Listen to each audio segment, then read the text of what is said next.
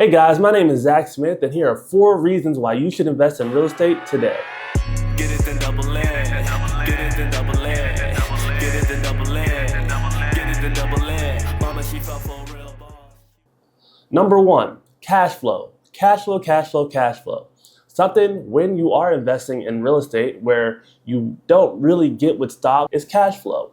So simply put, cash flow is the difference between how much money you make from your property and the expenses of owning that asset.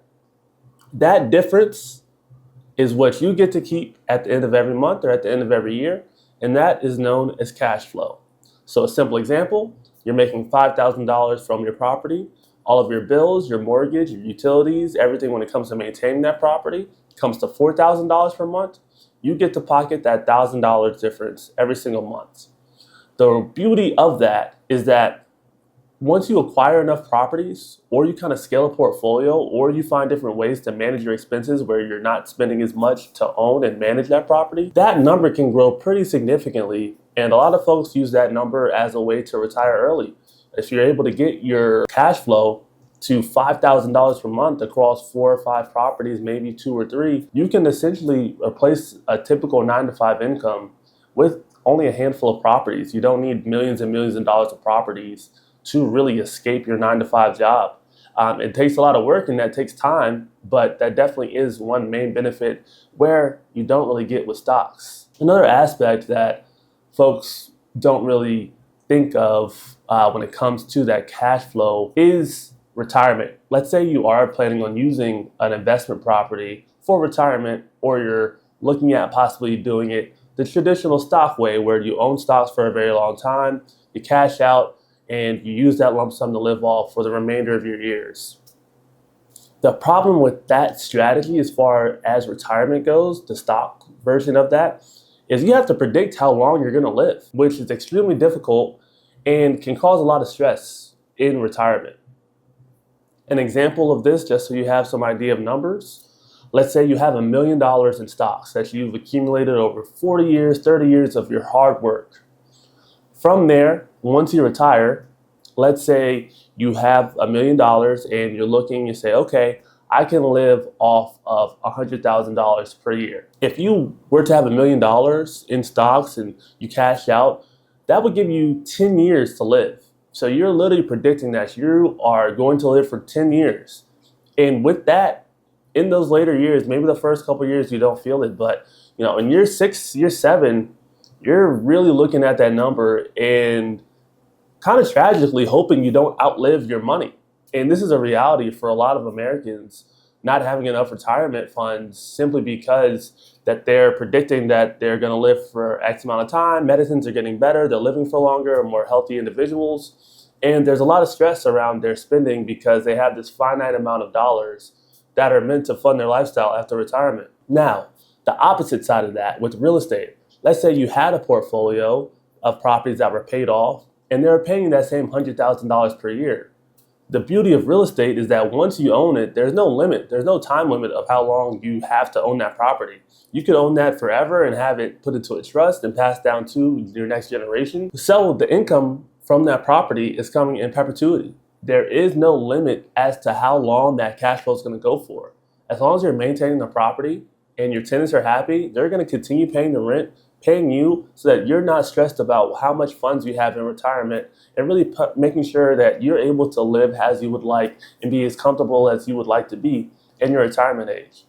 I know that's kind of far thinking, but it's a reality of a lot of folks here in America that they don't have enough funds for retirement, and if they do have some type of 401k, they're really, really pinching and making sure that that money, they don't outlast the money. So with real estate, you don't have to worry about that. Your portfolio, it's paying you every month. As long as your tenants are happy and it's managed properly, they're going to continue paying you, and you don't have to worry about running out of cash. All right, number 2. The number 2 reason to invest in real estate would be leverage.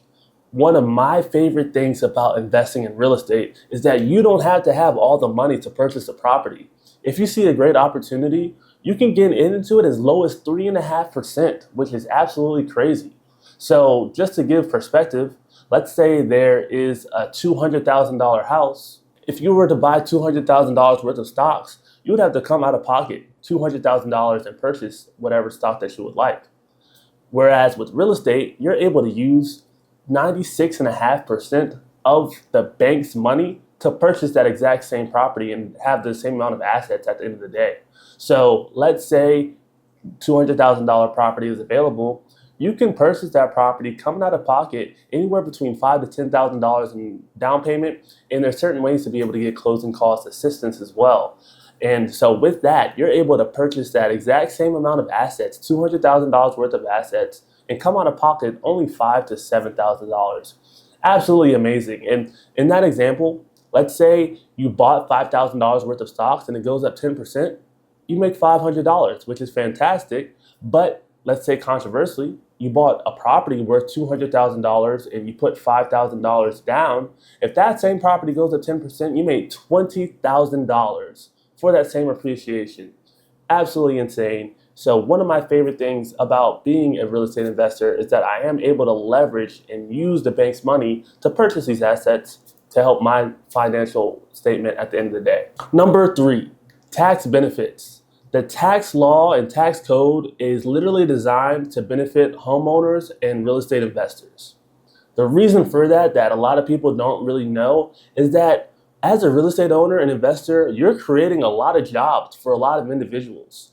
You have the inspector, you have the pest control, you have real estate agents, you have contractors that help you with renovations or if there's anything that needs to be repaired, lawn care individuals who come and take care of the lawn, electricians, plumbers, HVAC. There's so many jobs that are created from just owning real estate investment, and you're stimulating your local economy so much that the government actually incentivizes real estate investment. And the way they do that is through tax benefits.